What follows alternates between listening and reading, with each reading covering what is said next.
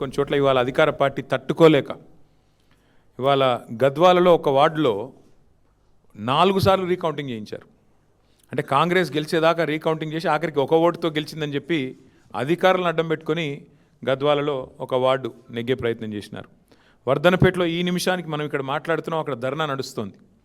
మా కౌన్సిలర్లను ఎత్తుకొని పోయి గెలిచిన కాడ రీకౌంటింగ్ 4 సార్లు చేసి అక్కడ కూడా ఇదే ప్రయత్నం. చౌటుప్పల్లో ఇదే రకమైన ప్రయత్నం. అంటే అధికారులను, అధికార యంత్రాంగాన్ని, అధికార బలాన్ని అడ్డం పెట్టుకొని గెలిచినమా అంటే గెలిచినాం అనిపించుకోవడానికి సాంకేతికంగా నానా తంటాలు కాంగ్రెస్ పార్టీ పడతా ఉన్నది. అయినప్పటికీ నాకున్న ఇన్ఫర్మేషన్ ప్రకారం మొత్తం 117 మొత్తం పట్టణాల్లో జరిగిన ఈ ఎన్నికల్లో మాకు ప్రత్యక్షంగా డైరెక్ట్గానే అంటే ఎవరి అవసరం లేకుండా నేరుగా దాదాపు 15 నుంచి 16 నేరుగా గెలుస్తున్నాము. పరోక్షంగా, ఎందుకంటే అక్కడ మేము సింగిల్ లార్జెస్ట్ పార్టీగా ఉన్నాం, అక్కడ కూడా ఇంకో దాదాపు 10-15 చోట్ల అవకాశాలు ఉన్నట్టుగా నాకు సమాచారం ఉంది. చూద్దాం మరి ఇప్పుడు అల్టిమేట్గా 16 తారీఖు నాడు అన్ని విషయాలు తెలుస్తాయి.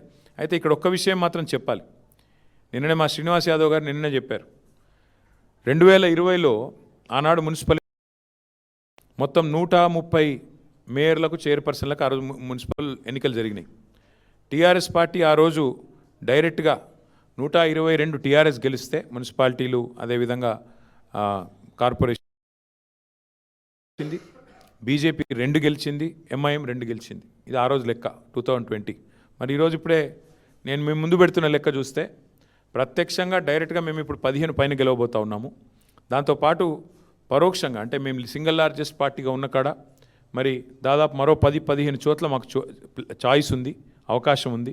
కాబట్టి ఓవరాల్గా చూసుకుంటే 117లో డెఫినెట్గా మంచి ఫలితాలు వచ్చినట్టుగానే మేము భావిస్తూ ఉన్నాం.